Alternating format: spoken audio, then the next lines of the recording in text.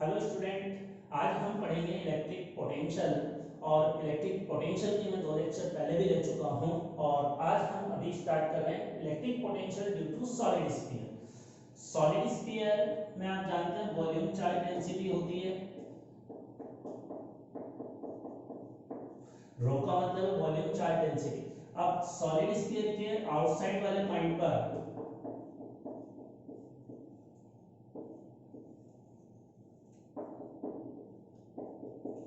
Outside वाले point पर potential का फॉर्मूला ये होता है, ये बिल्कुल वही है जो होलो स्फीयर के लिए था या पॉइंट चार्ज के लिए था।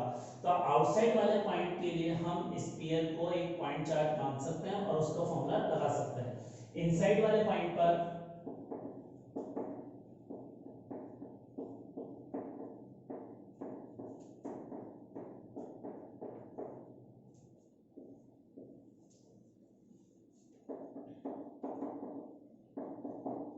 इनसाइड वाले पॉइंट पर पोटेंशियल का फॉर्मूला ये होता है,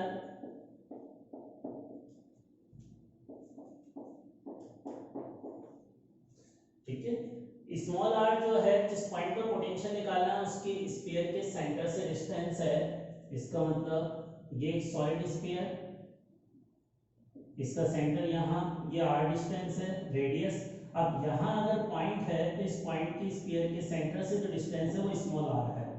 तो जहां भी हम पॉइंट कंसीडर कर रहे हैं, ये पॉइंट स्फीयर के बाहर भी ले सकते हैं, अंदर भी ले सकते हैं। अगर स्फीयर के अंदर ये पॉइंट होगा तो स्मॉल आर छोटा होगा कैपिटल आर से, और ये फॉर्मूला एप्लीकेबल होगा। और आउटसाइड पॉइंट के लिए ये फॉर्मूला है हमारे पास पोटेंशियल का। जो होलो स्फीयर पढ़ा था हमने, उसके अंदर इलेक्ट्रिक पोटेंशियल हर जगह यूनिफॉर्म था, सेम था। लेकिन यहाँ इलेक्ट्रिक पोटेंशियल के एक्सप्रेशन में स्मॉल आर आ रहा है। स्मॉल आर की अलग अलग वैल्यू के लिए इस स्फीयर के अंदर पोटेंशियल अलग अलग आएगा। अब पोटेंशियल स्मॉल आर के साथ किस तरह से चेंज हो रहा है, जैसे अगर हम आर बराबर 0 रखें, इसका मतलब स्फीयर का सेंटर हो गया, और सेंटर पे पोटेंशियल क्या आ जाएगा। इसमें अगर स्मॉल आर 0 रखेंगे, यहाँ पर 0 रखेंगे, तो कितना पोटेंशियल आएगा, 3/2 के क्यू अपॉन आर के बराबर।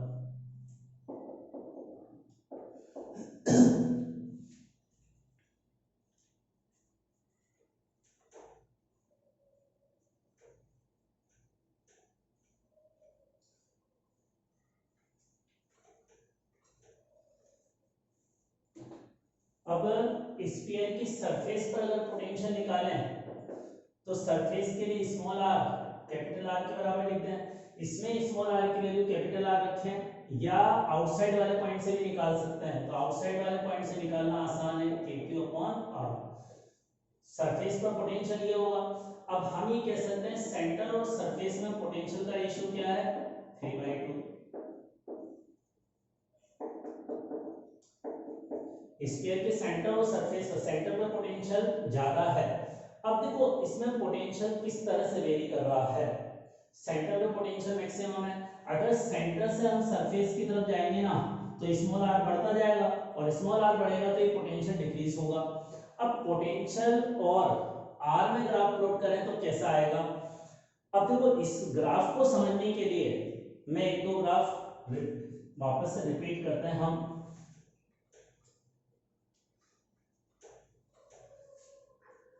देखिए इन ग्राफ को समझने के लिए, जैसे y अगर x स्क्वायर के प्रोपोर्शनल है, और एक होता है x y स्क्वायर के प्रोपोर्शनल है।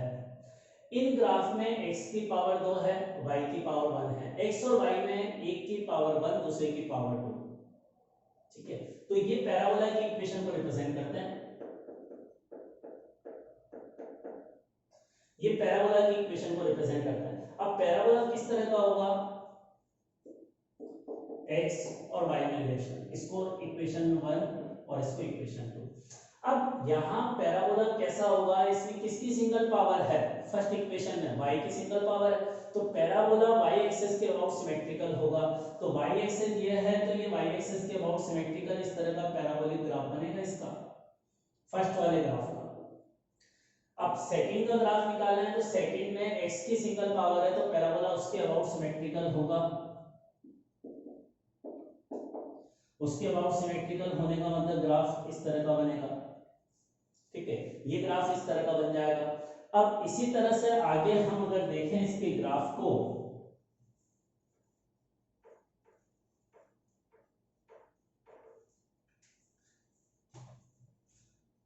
y is proportional to minus X square हो, नेगेटिव आ रहा हो, तो ये पैराबोला जो है बनेगा, लेकिन ये उल्टा पैराबोला बनेगा। तो इसका ग्राफ रिवर्स, y की सिंगल पावर है तो y एक्सिस के अबाउट सिमेट्रिकल होगा, माइनस साइन का मतलब उल्टा पैराबोला, इस तरह का पैराबोला बनेगा। तो इस तरह से हम ग्राफ बना सकते हैं। अब इस इक्वेशन को देखें, यहां v और r में हमें ग्राफ प्लॉट करना है।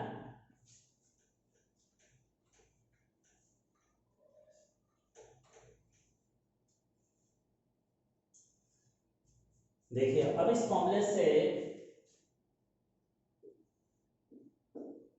मुझे v और r में ग्राफ प्लॉट करना है। तो v की सिंगल पावर है और r की डबल पावर है, तो पैराबोला ग्राफ होगा। और v की सिंगल पावर है तो सिंगल पावर के अबाउट सिमेट्रिकल ग्राफ होगा, और जो r है उसके आगे माइनस आ रहा है तो उल्टा पैराबोला होगा। तो यहाँ जो ग्राफ बनेगा वो कुछ इस तरह का बनेगा।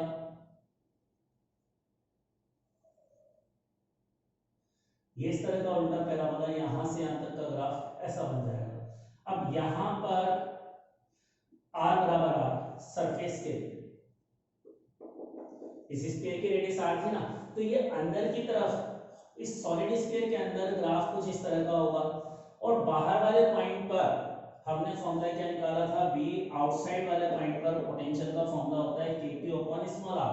तो आउटसाइड वाले पॉइंट के लिए तो पोटेंशियल r के रेसिप्रोकल है, और r अगर डिनोमिनेटर में आता है तो ग्राफ हाइपरबोला होता है, तो इसके अकॉर्डिंग तो ग्राफ हाइपरबोला होगा। तो आउटसाइड वाले पॉइंट के लिए ग्राफ हाइपरबोला होगा, इसके बाद आउटसाइड वाला ग्राफ चलेगा तो इसके लिए ग्राफ कुछ इस तरह का होगा, इधर भी ऐसे ग्राफ बन जाएगा। तो ये कंप्लीट ग्राफ होगा पैराबोला की। तो ये तो रीजन है, ये जो ग्राफ का शेप है यहाँ से यहाँ तक पैराबोला है, ये सॉलिड स्फीयर के अंदर है, सेंटर के राइट में, सेंटर के लेफ्ट में। इसी तरह से ये होलो स्फीयर के, सॉलिड स्फीयर के बाहर आउटसाइड में इस तरह का हाइपरबोलिक ग्राफ है। तो कंप्लीट ग्राफ पोटेंशियल और आर में इस तरह का होगा।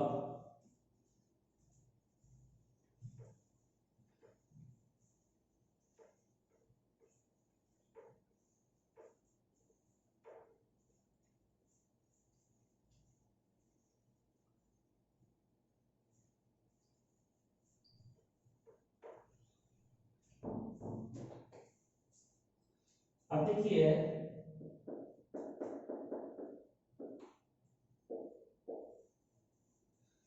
ये एक और दूसरा फॉर्मूला, काइनेटिक एनर्जी इसके बराबर होती है के ई का मतलब काइनेटिक एनर्जी,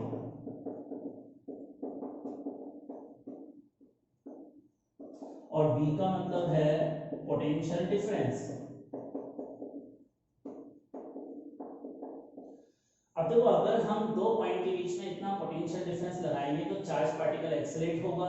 तो एक पोटेंशियल डिफरेंस है तो इलेक्ट्रिक फील्ड है, और इलेक्ट्रिक फील्ड इलेक्ट्रिक फोर्स लगाएगा तो उस चार्ज, उसके कारण चार्ज एक्सेलरेट होगा, उसकी काइनेटिक एनर्जी बढ़ेगी। तो काइनेटिक एनर्जी शुरू में 0 हो तो b वोल्टेज लगाने के बाद उसकी काइनेटिक एनर्जी इसके बराबर हो जाएगी। और काइनेटिक एनर्जी का दूसरा एक फॉर्मूला होता है p²/2m। p का मतलब क्या है, यहाँ मोमेंटम, मोमेंटम लिख सकता हूं। तो यहां से p बराबर हम ये भी लिख सकते हैं √2m × q × v। तो मोमेंटम का एक्सप्रेशन ये भी आ गया।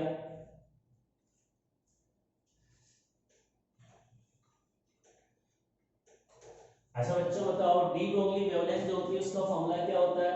डी ब्रोगली वेवलेंथ लैम्डा बराबर होती है h/मोमेंटम। तो हम इससे डी ब्रोगली वेवलेंथ निकाल सकते हैं, मोमेंटम की वैल्यू वहां से 2m × q × v। ये डी ब्रोगली वेवलेंथ को कैलकुलेट करने का एक्सप्रेशन हो गया। लैम्डा का मतलब है यहाँ डी ब्रोगली वेवलेंथ।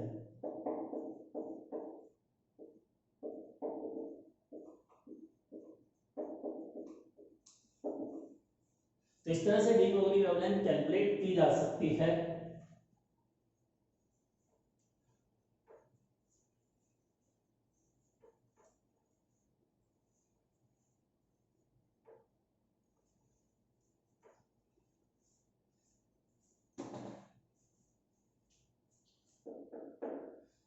अब एक रिजल्ट लिखो, direction of electric field is always from high potential to low potential. Electric field का डायरेक्शन जो होता है हमेशा हाई पोटेंशियल से लो पोटेंशियल की डायरेक्शन, जैसे मान लो इस रीजन में इलेक्ट्रिक फील्ड इधर की तरफ है, राइट हैंड साइड में। अब यहाँ अगर दो पॉइंट कंसीडर करूंगा ए और बी, तो ए और बी में से किसका पोटेंशियल ज्यादा होगा? इलेक्ट्रिक फील्ड का डायरेक्शन हाई पोटेंशियल से लो पोटेंशियल की तरफ होता है, तो ए पॉइंट का पोटेंशियल बी से ज्यादा होगा, ये इसका मतलब है। या हम ये कहें कि इलेक्ट्रिक फील्ड के डायरेक्शन में जाने पर, इसके डायरेक्शन में चलने पर पोटेंशियल क्या होता है, कम या ज्यादा? Potential decreases. तो पोटेंशियल इलेक्ट्रिक फील्ड के डायरेक्शन में जाने पर डिक्रीज होता है।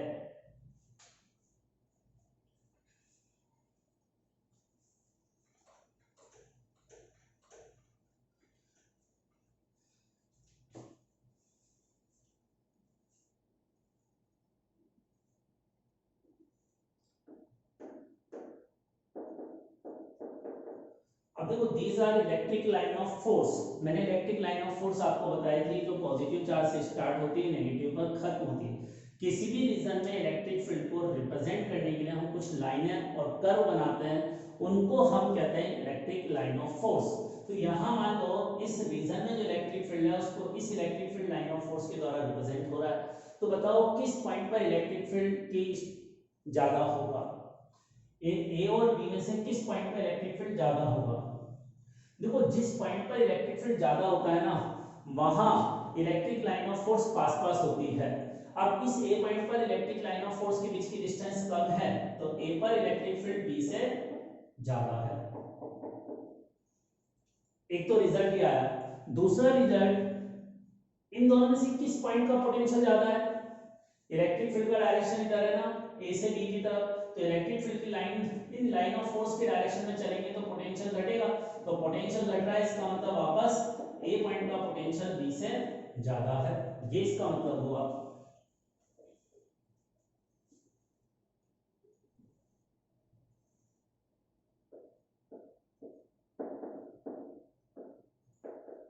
मान लो वापस ये इलेक्ट्रिक लाइन ऑफ फोर्स का डायग्राम इस तरह से है, ये एरो इलेक्ट्रिक फील्ड के डायरेक्शन को बता रहा है। अब इस डायग्राम में बताओ कि ए और बी में से किसका इलेक्ट्रिक फील्ड ज्यादा है? बी का। जहां इलेक्ट्रिक लाइन ऑफ फोर्स नजदीक में होगी वहां फील्ड ज्यादा है, तो ए पर इलेक्ट्रिक फील्ड बी से कम है।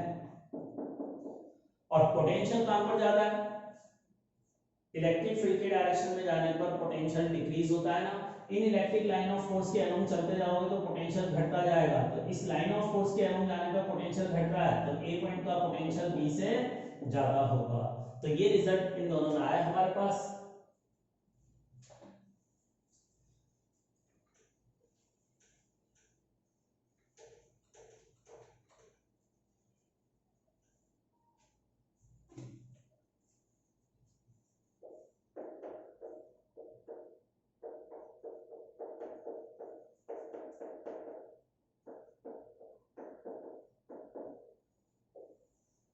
अगला टॉपिक, इक्विपोटेंशियल सरफेस।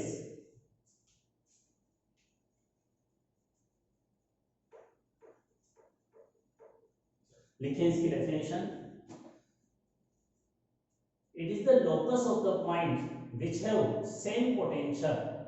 उन सारे पॉइंट का लोकस जिनका पोटेंशियल सेम होता है, इक्विपोटेंशियल सरफेस। या इसकी दूसरी डेफिनेशन हम ऐसे बता सकते हैं, ऐसी इमेजिनरी सरफेस जिसके हर पॉइंट का पोटेंशियल सेम हो, इक्विपोटेंशियल सरफेस कहलाती है। अब इसकी property, first electric field is perpendicular to equipotential surface.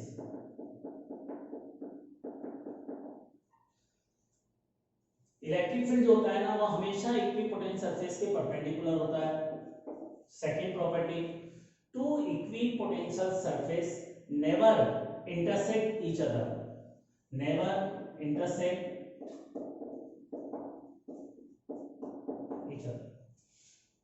दो अलग अलग इक्विपोटेंशियल सरफेस एक दूसरे को कभी भी इंटरसेक्ट नहीं करती है, मतलब दोनों इक्विपोटेंशियल सरफेस हमेशा एक दूसरे के पैरेलल होती है। इक्विपोटेंशियल सरफेस आर पैरेलल, इसका मतलब ये हुआ। नेक्स्ट है अपना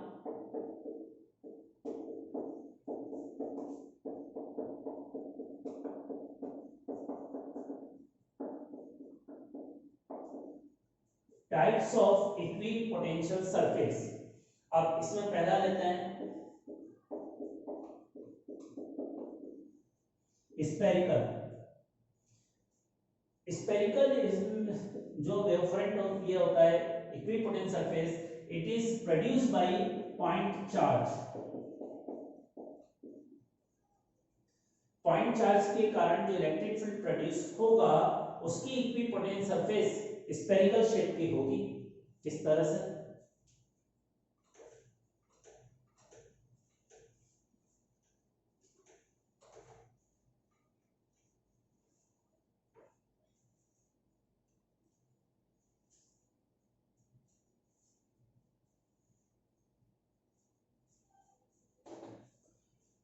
देखो पोटेंशियल में कोई डायरेक्शन नहीं होता।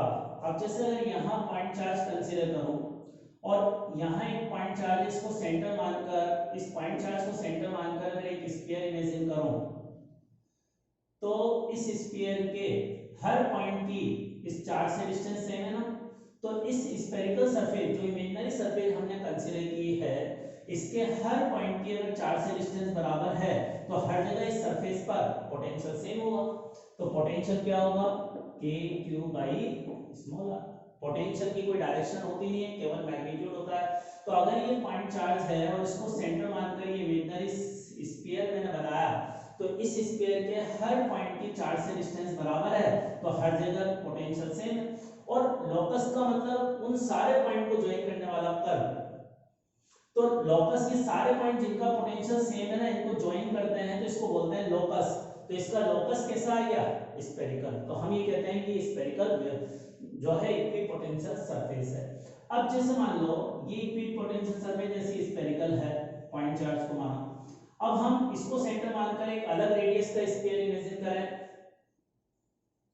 ऐसे कई स्फीयर बना सकते हैं, और these all spheres are equipotential surface. ये सारे इक्विपोटेंशियल सरफेस है। अब अगर मान लो मुझे यहाँ इलेक्ट्रिक फील्ड निकालना है इस पॉइंट पर, तो इस पॉइंट चार्ज पॉजिटिव के कारण इस पॉइंट पर इलेक्ट्रिक फील्ड क्या होगा, दोनों को ज्वाइन करने वाली लाइन की डायरेक्शन में रेडियली आउटवर्ड होता है, तो इलेक्ट्रिक फील्ड इधर होगा। और ये इलेक्ट्रिक फील्ड इस जगह पर इक्विपोटेंशियल सरफेस के परपेंडिकुलर आ रहा है ना। तो मैंने जो पहली प्रॉपर्टी लिखाई थी कि electric field is perpendicular to equipotential surface, these are the equipotential surface।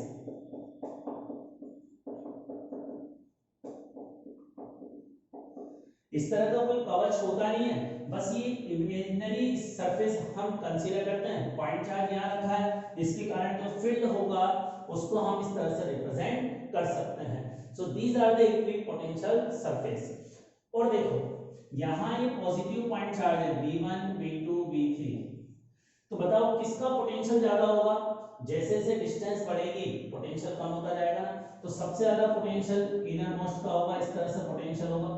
अब मैंने आपको एक प्रॉपर्टी लिखाई थी, इलेक्ट्रिक फील्ड का डायरेक्शन में जाने पर पोटेंशियल घटता है, तो E बाहर की तरफ है और बाहर की तरफ जाने पर पोटेंशियल क्या हो रहा है, डिक्रीज।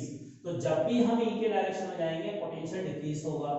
दूसरी चीज, these are the electric line of force।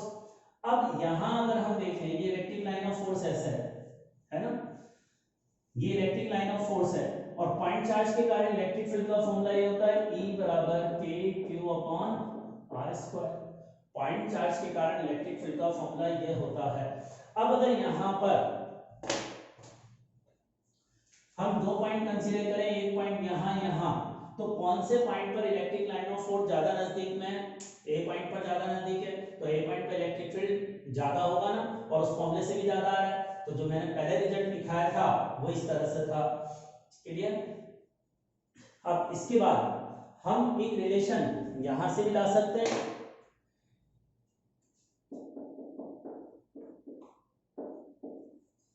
यहां से V की वैल्यू इसमें रखेंगे तो ये रिजल्ट आ जाएगा V बाई R। तो इलेक्ट्रिक फील्ड और वोल्टेज में रिलेशन ये भी होता है। तो दीज आर इक्वी, और ये जो इक्विपोटेंशियल सरफेस है ये एक दूसरे के पैरेलल है ना, और ये दो स्फीयर कभी भी एक दूसरे को इंटरसेक्ट नहीं करेंगे। तो all equipotential surfaces are parallel to each other, ये सेकंड प्रॉपर्टी।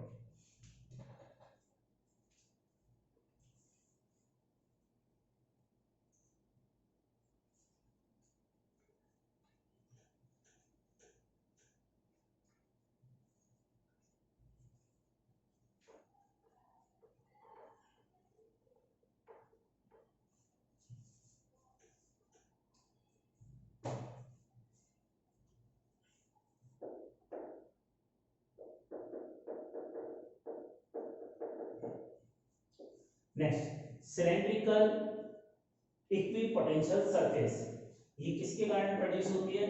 लाइन चार्ज के कारण।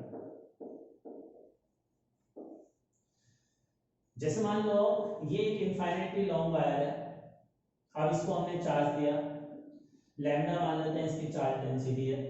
अब इसके चार्ज के कारण आसपास इलेक्ट्रिक फील्ड भी होगा, इलेक्ट्रिक पोटेंशियल भी होगा। तो अगर इसको एक्सेस मानकर मैं एक इमेजिनरी सिलेंडर बनाऊं, ये मैंने इमेजिनरी सिलेंडर कंसीडर किया, और इस इमेजिनरी सिलेंडर की एक्सेस और इस लाइन चार्ज की एक्सेस सेम है। अब ये जो इमेजिनरी सिलेंडर कंसीडर किया है, जैसे लाइन चार्ज इसको चार्ज दे रखा है, अब इसको एक्सेस मानकर एक इमेजिनरी सिलेंडर में बनाऊंगा, तो इस इमेजिनरी सिलेंडर की कर्व्ड सरफेस, जो एक कर्व्ड सरफेस होगी, इसके हर पॉइंट की इसके एक्सेस से डिस्टेंस बराबर है, और अगर डिस्टेंस बराबर है तो यहाँ इस कर्व्ड सरफेस के हर एक पॉइंट पर पोटेंशियल सेम होगा। तो लाइन चार्ज के कारण जो इक्विपोटेंशियल सरफेस होती है वो इस तरह की सिलेंड्रिकल सरफेसेस होती है। तो ये इस तरह की सिलेंड्रिकल सरफेस है, इसको एक्सेस मानकर मैं कितने अलग अलग सिलेंडर बना सकता हूँ अलग अलग रेडियस के, वो सारे ये इस तरह से बने। तो ये सिलेंड्रिकल सरफेसेस होगी। यहां भी अगर इस वायर के कारण इलेक्ट्रिक फील्ड निकालेंगे तो ऐसा परपेंडिकुलर आएगा, और these are the equipotential surface, ये इक्विपोटेंशियल सरफेस है।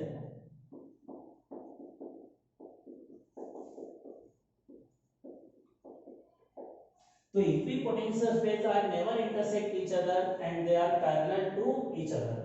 तो ये cylindrical wave front, cylindrical equipotential surface. Third plane,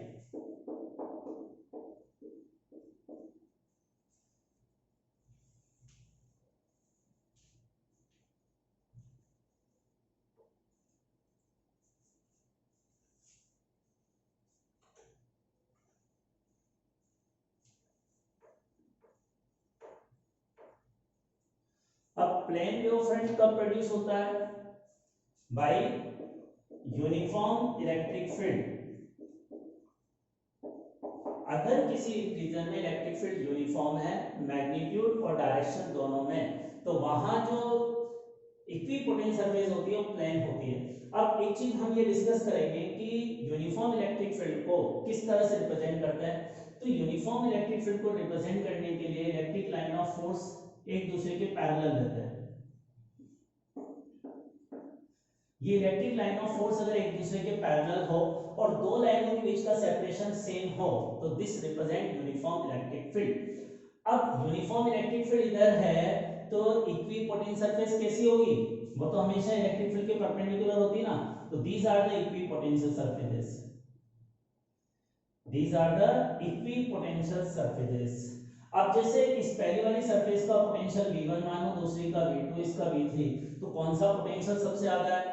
electric field के डायरेक्शन में जाने पर पोटेंशियल डिक्रीज होता है, तो v1 is greater than v2 is greater than v3।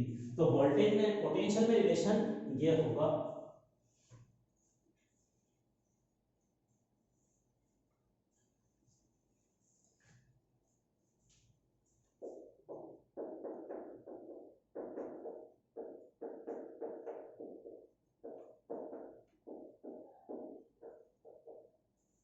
अब देखो पिछली क्लास में मैंने ये फॉर्मूला डिस्कस किया था, इलेक्ट्रिक फील्ड और पोटेंशियल डिफरेंस में रिलेशन ये था। अब इंटीग्रेशन करने की जरूरत तब पड़ती है जब इलेक्ट्रिक फील्ड नॉन यूनिफॉर्म हो।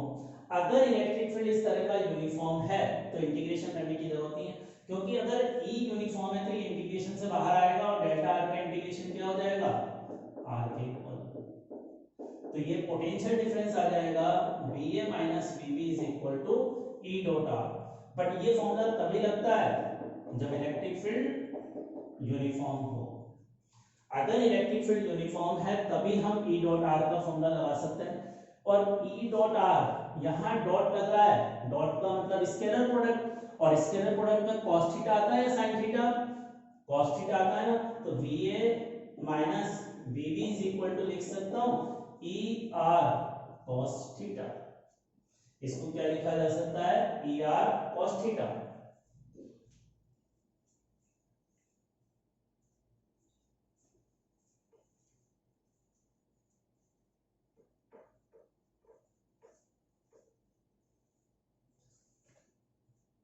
अब देखिए इसके बाद जैसे मान लो आर इस डायरेक्शन में है, ई इस डायरेक्शन में है, तो थीटा इनके बीच का एंगल है। थीटा का मतलब क्या है, ई और आर के बीच का एंगल।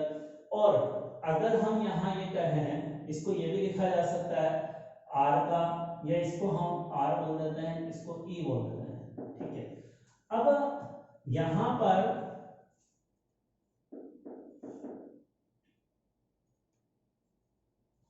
यहाँ r का कंपोनेंट अगर मैं निकालूं, r से परपेंडिकुलर ड्रॉ करूंगा, तो ये लेंथ r cos थीटा के बराबर होगी ना। और r cos थीटा का मतलब क्या है, यहाँ से इन दो पॉइंट के बीच की जो डिस्टेंस है वो ये है r वेक्टर। यहाँ जैसे a पॉइंट है, ये b पॉइंट है, दोनों के बीच की डिस्टेंस r है। तो a और b के बीच में जो पोटेंशियल डिफरेंस होगा, उसमें हम ये डिस्टेंस यहाँ से यहाँ तक की r है, और इस r का कंपोनेंट इलेक्ट्रिक फील्ड की डायरेक्शन में आया, तो इसको r पैरेलल कह सकते हैं। r पैरेलल का मतलब है r का वो कंपोनेंट जो इलेक्ट्रिक फील्ड के पैरेलल है। तो इसमें भी r cos थीटा की जगह r पैरेलल लिख सकते हैं। तो ba माइनस bb क्या होगा, e इंटू r पैरेलल भी लिखा जा सकता है इस फॉर्मूले को।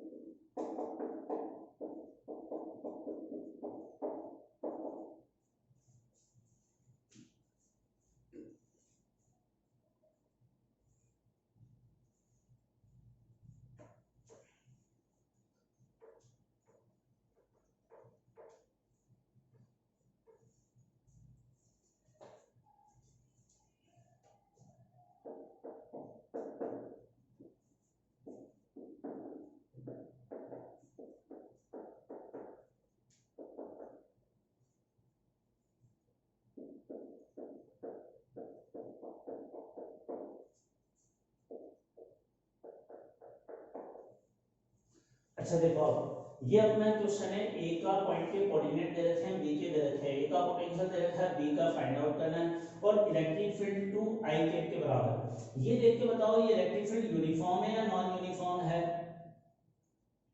देखो अगर इस इलेक्ट्रिक फील्ड के एक्सप्रेशन में कहीं x आ रहा हो, y आ रहा हो, z आ रहा हो या r आ रहा हो, तो ये नॉन यूनिफॉर्म है।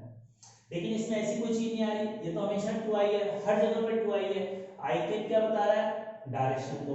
i कैप यूनिट वेक्टर होता है x डायरेक्शन में, तो इलेक्ट्रिक फील्ड x डायरेक्शन में, और उसका मैग्नीट्यूड कितना है 2। अब a पॉइंट के जो कोऑर्डिनेट दे रखे हैं, उससे a पॉइंट यहां पर आएगा और b पॉइंट यहां आएगा। तो बताओ किस पॉइंट का पोटेंशियल ज्यादा है। E उधर है ना, तो E के डायरेक्शन में पोटेंशियल घटेगा। अब E के डायरेक्शन में घटेगा, तो ये कह सकते हैं A का पोटेंशियल B से ज्यादा होगा। अब A और B के बीच की जो डिस्टेंस है ना, वो तो ये है, लेकिन मैं इस डिस्टेंस का वो कंपोनेंट लिखूंगा ना जो इलेक्ट्रिक फील्ड के पैरेलल है। तो इस डिस्टेंस का इलेक्ट्रिक फील्ड के पैरेलल कंपोनेंट अगर निकालेंगे, तो यहाँ ऐसा ट्रायंगल बना है। अब मुझे यहाँ जो पोटेंशियल डिफरेंस लिखना है, VA minus VB is equal to E into R parallel होता है। अब VA की वैल्यू तो मुझे 2 दे रखी है, VB मुझे निकालना है, E की वैल्यू 2 है, into R parallel. R parallel का मतलब है इन दोनों के बीच की डिस्टेंस नहीं लिखनी, डिस्टेंस का ये वाली डिस्टेंस लिखनी है मुझे, ये आर पैरेलल है। अब ये पैरेलल डिस्टेंस कैसे निकालेंगे हम, देखो ये डिस्टेंस x कोऑर्डिनेट है ना b पॉइंट का, और b पॉइंट का x कोऑर्डिनेट कितना है 3, और ये वाली डिस्टेंस इसका y x कोऑर्डिनेट -1 है, तो ये वाली डिस्टेंस तो 1 लिखूंगा। अब 3 और 1 4 हो गया, तो यहाँ 4 लिख देंगे, और इससे b पॉइंट का पोटेंशियल हमारे पास कैलकुलेट हो जाएगा।